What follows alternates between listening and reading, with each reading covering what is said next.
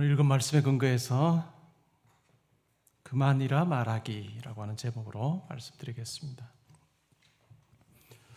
우리가 예수님의 삶을 보면 때로는 이해가 안 되는 경우가 참 많습니다. 예수님께서 왜 가난한 목수의 아들로 오셨을까 하는 부분부터 시작해서 공생애를 시작하시고 많은 병자를 고쳐주시고 또 귀신 들린 자를 온전하게 하시고 또 보리떡 5개와 물고기 2마리로 남자와 여자 아이까지 하면 한 15,000명에서 20,000명을 먹이신 참 전능하신 하나님의 아들의 모습을 우리에게 많이 보여주셨는데 왜 이 땅에서의 사역의 마지막 부분에는 왜 그와 같은 권능을 사용하지 않으셨을까? 왜 그와 같은 일을 하지 않으셨을까라고 하는 의문을 던지게 합니다. 오늘 읽은 말씀에도 보면 예수님을 잡으러 사람들이 칼과 몽치를 가지고 왔습니다. 그리고 그 가운데 예수님을 따라다녔던 제자 가룟 유다도 함께 있습니다. 그러한 모습을 보고 예수와 함께 있던 자 중에 하나가 손을 펴서 칼을 빼어서 대제사장의 종의 귀를 칩니다. 우리는 다른 복음서를 통해서 그가 베드로였고 또 귀가 잘린 그 종이 말고라고 하는 사람이라는 것을 우리는 알고 있습니다. 그런데 예수님께서 그 말고의 귀를 또 붙여주십니다. 분명 그 자리에서도 권능의 하나님의 아들이심을 우리는 확인할 수 있습니다. 그런데 예수님께서는 칼과 몽치를 가지고 자기를 잡으러 온 그 같은 군인들에 붙잡혀서 그냥 대제사장에게로 또 빌라도에게로 마침내는 십자가에 달려 죽으시는 그 같은 길을 걸으십니다. 예수님께서 하시는 말씀에 우리가 귀를 기울일 필요가 있는데요. 이렇게 말씀하십니다. 내 칼을 도로 칼집에 꽂으라. 칼을 가지는 자는 다 칼로 망하느니라. 너는 내가 내 아버지께 구하여 지금 12군단 더 되는 천사를 보내시게 할 수 없는 줄 아느냐. 내가 만일 그렇게 한다면 이런 일이 있으리라 한 성경이 어떻게 이루어지겠느냐. 분명 예수님께서는 권능을 가지고 계시고 또 그와 같은 몇 안 되는 그런 군인들 또 잡으러 온 사람들을 무찌를 수 있는 힘이 있고 또 천사를 부릴 수 있는 그와 같은 능력이 있음에도 불구하고 그렇게 하지 않으셨던 이유는 바로 순종함으로 나아가야 이와 같은 일이 이루어진다라고 하는 그 성경을 이루게 된다 하는 것을 아셨기 때문입니다. 다르게 말하면 하나님의 뜻을 이루기 위해서 하나님께서 예수 그리스도를 통해서 온 인류를 구원하는 그 일, 그냥 단순히 그 일만이 아니라 사건만이 아니라 그것을 이루는 방식조차 하나님께서 기뻐하시는 대로 하기 위해서 끝까지 순종하신 모습을 우리가 볼 수 있습니다. 예수를 잡아서 죽이자라고 했던 그 당시의 대제사장 가야바 그리고 함께 있었던 사람들은 이제 이 예수라고 하는 이 청년을 통해서 온 백성이 다 청년에게로 마음이 쏠리고 또 그렇게 되다 보면 힘이 청년에게 쏠리게 되고 이것이 로마 정부에 이상한 어떤 사인을 주게 돼서 로마가 우리 민족을 칠 수도 있으니 한 사람이 죽어서 우리 민족이 다 구원받는 것이 좋다라고 하는 그 같은 논리를 펴서 결국은 예수를 잡아 죽이기로 합니다. 그리고 오늘 그 첫 장면을 보죠. 오늘 읽은 말씀의 마지막 부분에 보면 제자들이 다 예수를 버리고 도망갑니다. 예수를 잡으려 하는 종교 지도자들 그리고 예수님을 버리고 떠나는 제자들 그리고 예수님을 모른다고 부인하는 베드로 3번이나 부인하는 베드로 그리고 예수를 신문하는 대제사장 빌라도 앞에서 잠잠히 자기를 변호하지 않으시는 예수님 그리고 빌라도가 나가서 내가 누구를 도와주랴라고 할 때 호산나 찬양했던 무리들도 아마 그 사이에 있었을 텐데 예수를 십자가에 못 박으라라고 외치는 것 같은 많은 군중들, 십자가에 못 박혔을 때 발가벗겨지고 또 군사들이 예수의 얼굴에 침을 뱉고 모욕하는 것 같은 일이 있었습니다. 예수를 조롱하는 많은 군인들. 그리고 마침내 네가 정말 너 스스로를 구원할 수 있으면 그 십자가에서 내려와 보라라고 조롱하는 길 가는 사람들, 머리를 흔드는 많은 사람들의 그러한 조롱을 끝까지 견디면서 예수님께서는 마지막 호흡을 십자가에서 하셨습니다. 예수님께서 걸어가신 마지막 그 길을 보면 정말 나약한 모습으로, 정말 도살장에 끌려가는 양과 같은 그와 같은 모습으로 예수님께서는 하나님께서 예비해 놓으신 그 길을 따라 걸어가십니다. 왜 그랬을까? 왜 그랬을까 생각을 해보면 바울은 그렇게 이야기합니다. 이것이야말로 하나님의 놀라운 지혜요 신비의 사건이었다라고 이야기합니다. 사탄은 그렇게 생각합니다. 많은 부리는 자들, 사탄이 부려서, 사탄이 배후에서 조종하여서 종교 지도자들이, 심지어는 예수님의 제자들이, 또 많은 군중들이, 그리고 빌라도, 그리고 로마의 군인들까지 모든 사람들이 다 조종당하여 사탄이 세워놓은 그 질서, 우리가 보기에는 완전히 무질서와 같은 그 같은 쪽으로 움직입니다. 도미노처럼 하나가 쓰러지면 그냥 연쇄적으로 다 쓰러져 버리는 것처럼 사탄의 계략 앞에 사탄의 배후에서 조종을 받는 모든 사람들이 다 그렇게 쓰러지고 있습니다. 그리고 끝이 난 것처럼 보입니다. 사탄의 가장 큰 무기인 죽음이라고 하는 것 앞에서 예수님은 무기력하게 사탄에 의해서 희생당하는 모습으로 끝납니다. 그러나 우리는 그것이 끝이 아니라는 것을 잘 알고 있습니다. 하나님께서 죽은 자들 가운데 누워있는 예수를 3일 만에 일으키십니다. 3일 만에 일으키심으로 사탄의 가장 큰 무기였던 죽음이라고 하는 것을 이기심으로, 부활이라고 하는 것을 통해서 죽음을 이기시고 다시 사시게 하심으로 이제는 사탄의 권세가 더 이상은 힘을 발휘하지 못하는, 무력화시키는 그와 같은 놀라운 일을 행하셨습니다. 이것이야말로 이 십자가야말로 사탄의 권세를 깨뜨리는 그와 같은 승리의 사건이고, 또 사탄으로 하여금 천하 만국에 그가 얼마나 악한 존재인지를 드러나게 하는 그와 같은 사건이었다라고 바울은 이야기를 하고 있습니다. 예수님의 이와 같은 삶을 보면 한마디로 하면 하나님을 가장 잘 드러내는 삶이었다고 생각할 수 있습니다. 만약에 예수님께서 당시에 로마 황제로 오셔서 황제가 가지고 있는 많은 것을 백성들에게 나누어 주는 방식으로 사랑을 베푸셨다면, 아니면 정말 많은 그냥 권능으로 그냥 자기가 가진 것 가지고 이 세상에 오셔서 자기가 가진 것 가지고 많은 사람들을 구원하는 방식을 취하셨다고 한다면, 그 예수 그리스도의 삶 가운데서 하나님이 드러날 여지가 전혀 있지 않은, 그러나 정반대로 우리가 예수님의 삶을 생각해 보면 예수님의 사역이나 삶 전체가 바로 하나님이 어떠한 분이신지를 드러내는 것이었다라고 하는 것을 우리가 생각을 해보면 우리의 삶이 어떠해야 되는가, 예수의 고난을 묵상하는 이 고난주간에 우리의 삶이 어떠해야 되는가 하는 부분에 대해서 우리가 생각을 해보게 됩니다. 우리가 신앙생활 하면서 때로는 이 세상의 논리, 아니면 사탄이 조장하는 그와 같은 논리를 따라서 우리가 살 때도 있습니다. 그냥 네가 모든 것을 다 가지고 사는 삶, 그것이 좋은 거야. 건강하기도 하고 물질도 풍부하고 또 명예도 있고 세상에 정말 떵떵거리면서 사는 삶이야말로 어찌 보면 복받은 삶인 것처럼 그렇게 생각하게 만드는 것 같은 사탄의 논리에 때로는 우리도 사로잡힐 때가 있습니다. 사탄이 보여주는 그 같은 삶의 방식이 뭘까요?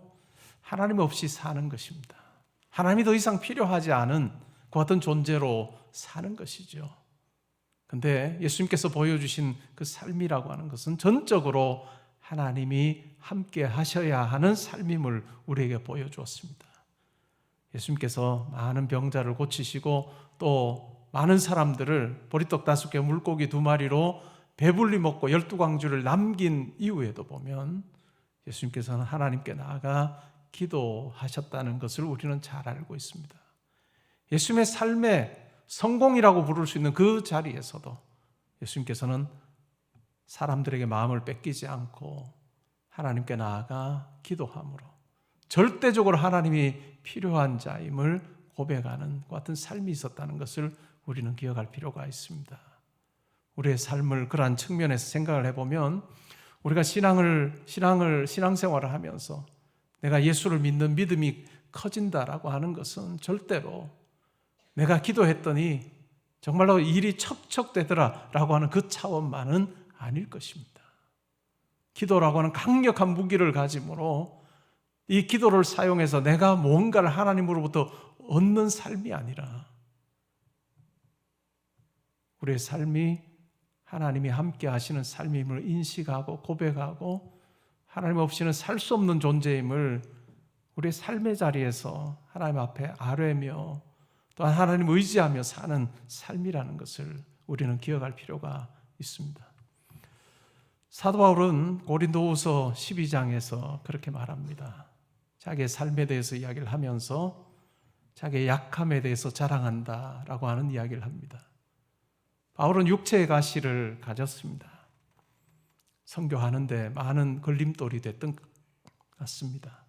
안질인지 간질인지 뭔지는 명확하지 않으나 분명 그냥 사소한 것 같은 질병은 아니었던 것 같습니다. 하나님 앞에 간절히 3번 기도합니다. 이것이 이 육체의 가시가 나에게서 떠나게 해달라라고 간절히 기도합니다. 근데 결국 하나님의 답은 내 은혜가 내게 족하다라고 하는 그와 같은 답이었습니다. 그러면서 자기에게 있었던 그와 같은 육체의 가시에 대해서 그가 생각하기 시작합니다. 왜 하나님께서 나에게 육체의 가시를 주셨을까 생각하면서 나로 하여금 자고하지 않게 하기 위해서 나에게 주셨다. 나로 하여금 기도하도록 하기 위해서 나에게 주셨다. 그리고 더 나아가 이 육체의 가시를 통해서 하나님의 은혜가 내 가운데 내 삶 가운데 머물러 있도록 하기 위해서 이와 같은 것을 허락하셨다라고 하는 것을 그가 깨닫게 됩니다. 그러면서 자기의 약함을 자랑한다라고 그렇게 이야기합니다. 내가 자랑을 하는데 내 약함을 자랑한다. 왜 그럴까요? 약함 가운데 강함 되시는 하나님을 그가 만났기 때문입니다.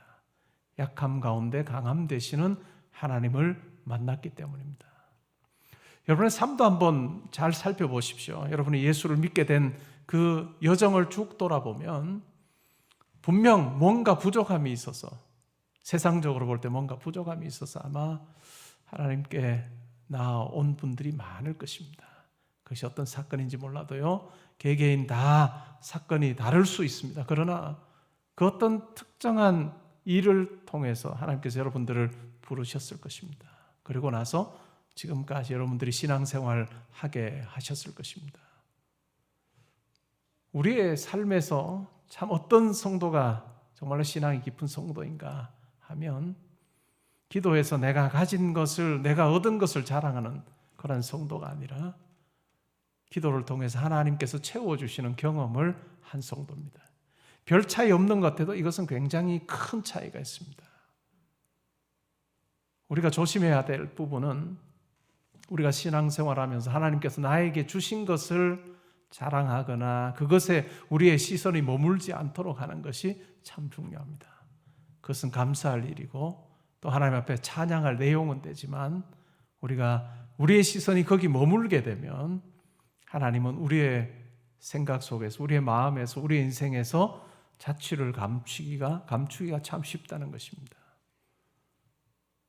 여러분이 지금 하나님 앞에 기도해야 되는 내용들이 있을 것입니다.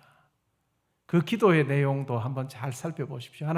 하나님께서 이 문제 해결해 주십시오라고 그렇게 기도하기도 하실 겁니다. 근데 그 기도의 자리에서 여러분 가운데 함께 하실 하나님에 대해서 더 많이 묵상해 보시기를 바랍니다. 여러분의 그 필요를 채워주실 하나님께 초점을 한번 맞춰 보십시오.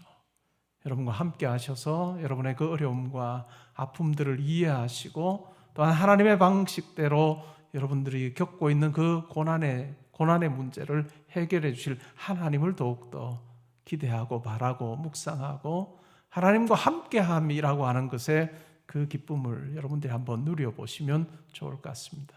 그러할 때요, 여러분의 삶이 정말 하나님께서 많이 함께 하셨던 이야기들이 있는 그 같은 삶이 될 것입니다. 여러분, 문제가 아니라 그 문제에 함께 하실 하나님을 바라보는 그런 기회가 되면 참 좋을 것 같습니다. 그리고 나면 우리 마음속에 담대함이 생깁니다. 담대함이 생기죠. 내 삶에 함께 하시는 하나님, 가장 선한 것으로 내 삶에 공급하여 주시는 하나님을 우리는 고백하며 그분과 동행하는 삶을 사는 것입니다. 하나님께서 여러분들로 하여금 기도하게 하시는 그 일은 하나님이 여러분들에게 나와 더 친밀한 교제를 하자, 나와 함께하는 삶을 살면 좋겠다라고 한 하나님의 부르심의 손짓이라고 저는 생각을 합니다. 그리고 하나님께서는 여러분들이 생각하는 것보다 항상 더 선한 길로, 더 좋은 길로 항상 인도해 주십니다. 여러분, 그 부분은 의심하지 말고 기도의 자리에서 긍휼을 베푸실 하나님, 또 여러분들에게 자비를 베푸실 하나님을 더욱더 바라보면서 이 문제가 아니라 문제에 함께 하실 하나님을 바라보면서 하나님 앞에 한번 나아가 보시기 바랍니다. 그분을 바라볼 때 여러분들이 가지고 있는 그 문제가 아주 작아질 것입니다. 아주 작아질 것입니다. 세상은 이야기합니다. 네가 가진 것 한번 내보이면서 자랑하면서 살라라고 이야기합니다. 그러나 예수님께서 우리에게 보여주신 그 삶의 모습은 그것이 아니라 항상 여백 속에, 삶의 여백 속에 하나님이 항상 드러나는 그 같은 삶을 사셨다는 것입니다. 예수 그리스도의 십자가는 우리에게 사탄의 권세를 깨뜨리는 그 같은 놀라운 구원의 사건이면서 동시에 우리가 어떻게 살아야 하는지를 보여주시는 놀라운 삶의 모범이 된다는 것을 우리는 기억할 필요가 있습니다. 예수 그리스도와 함께 하셔서 세상의 사람들이 생각할 수도 없었던, 그리고 사탄조차도 알 수 없었던 그 같은 방식으로 승리를 베푸신 그 하나님께서 저와 여러분의 삶에도 그 같은 방식으로 일하시는 분이시다는 것을 여러분 믿어 의심치 않기를 바랍니다. 우리 하나님은요, 우리와는 너무너무 다른 분이십니다. 좋으신 분이시고 또 전능하신 분이시고, 성경이 그렇게 여러 곳에서 이야기하지 않습니까? 우리가 하나님과 얼마나 다른 존재인지, 얼마나 하나님이 우리와 다른 분이신지를 참 여러 구절에서 이야기하는데 그 하나님께서 여러분의 삶에 함께 하기를 원하십니다. 여러분이 기도하는 그 일 가지고 그 일이 아닌 하나님께 더 집중하여서 한번 하나님을 바라기도 하고 또 하나님을 사귀는 그러한 시간이 될 수 있기를 바랍니다. 그럴 때 여러분의 마음속에 문제에 집착하면 기도를 해도 후련하지 않을 거예요. 힘들 거예요. 왜냐하면 그 문제에 집착할 때는 하나님이 그렇게 선명하게 드러나지 않습니다. 그런데 그 문제를 가지고 하나님 앞에 나아가 하나님 앞에 한번 자세히 한번 아뢰 보십시오. 그러니까 문제를 아뢰긴 하지만 하나님 앞에서 내가 이와 같은 기도를 하고 있다. 그리고 나에게 가장 선한 것 주실 하나님께 내가 간구하고 있다 하는 마음으로 하나님께 더 초점을 맞출 때 긍휼의 하나님께서, 자비의 하나님께서 여러분의 마음에 평강을 주실 것이고, 또한 그 일이 여러분이 생각한 경우의 수가 아니라 하나님의 경우의 수대로 하나님께서 그 문제를 해결하여 주심으로 우리에게 헷갈리게 하지 아니하시는 하나님의 역사가 있을 것입니다. 내가 가진 경우의 수, 내가 가지고 기도하고 달려가면 이게 하나님께 기도해서 그런지 아니면 어떤 인간적인 방법으로 해결했는지 우리는 알 수가 없어요. 근데 하나님께서 개입하셔서 그 문제를 풀어 가실 때는 때로는 우리가 생각하지도 못했던 그 같은 방식으로 우리 가운데 개입하셔서 야, 이거 정말 하나님께서 하셨구나 라고 하는 그 고백을 하게 하실 때가 많습니다. 사랑하는 성도 여러분, 내가 가진 것 가지고 많은 사람들 앞에 내가 이런 삶을 산다라고 하는 그와 같은 자랑은 이제는 그만하고 정말 하나님께서 내 삶에 함께 하셔서 내 삶 가운데 역사하시는 것을 많은 사람들에게 증거하고 보여주고 내가 누리는 그와 같은 하나님이 항상 우리 삶에 드러나는 그런 삶 사시는 여러분 되실 수 있기를 바랍니다. 약할 때 강함 되시는, 약할 때 강함으로 역사하시는 그 하나님께서 우리 나의 아버지시라는 것, 나의 아버지시라는 것 기억하면서요, 오늘 기도의 자리에서도 그 하나님 아버지를 향해 또 말씀드리기도 하고 또 설레는 마음으로 그분께 다가가 보기도 하는 그런 은혜가 여러분들 가운데 있기를 바랍니다. 저는 항상 하나님을 생각할 때마다 바울의 고백이 저에게는 떠오릅니다. 우리가 구하거나 바라거나 상상하는 것보다 더 넘치도록 하시는 그분이 바로 내 아버지시다. 여러분의 인생길이 그러했고 또한 저의 인생길도 그러했고 앞으로 우리가 걸어갈 것 같은 이 땅에서의 인생도 그 하나님의 손 붙잡고 아니 그분이 붙잡아 주시는 손 가지고 손 의지해서 달려가는 삶이라는 것 우리가 기억하면 좋겠습니다. 오늘의 기도의 자리 하나님이 말씀하여 주시고 여러분을 포근히 안아 주심으로 여러분에게 평강이 있고 감사가 있는 그리고 문제에 대한 염려가 사라지게 하시는 그 같은 놀라운 은혜가 있으시기를 주님의 이름으로 축복합니다. 아멘.